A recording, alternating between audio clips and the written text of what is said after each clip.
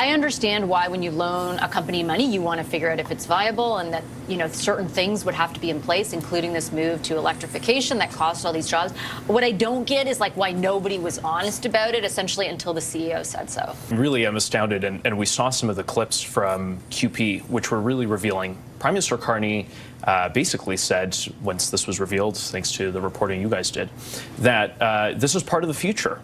I think Canadians need to recognize that part of Prime Minister Carney's vision for this country, unfortunately, involves mass layoffs across multiple industries. And this isn't the first time we've seen this happen.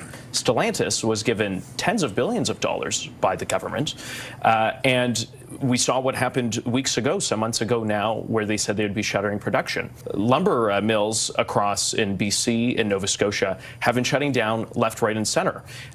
Prime Minister Carney and his cabinet, unfortunately, won't tell you that this is what the result of their inaction is going to lead to. But we are seeing now, increasingly, that it's just leading to job losses.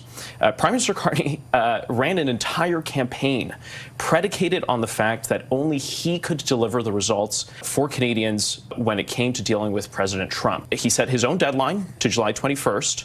It's December, and all we have seen are job losses. When you look at the Prime Minister in question period today, I fundamentally just think he missed the mark.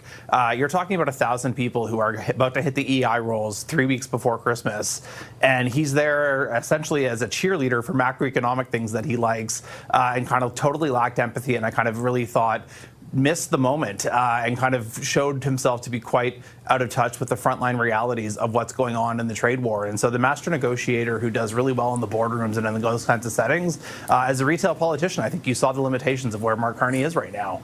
And so I think when you look at what is going on, and as it relates back to your question on the trade deal, actions, I think, speak louder than words. Sebastian's already pointed out he missed a self-imposed deadline of July.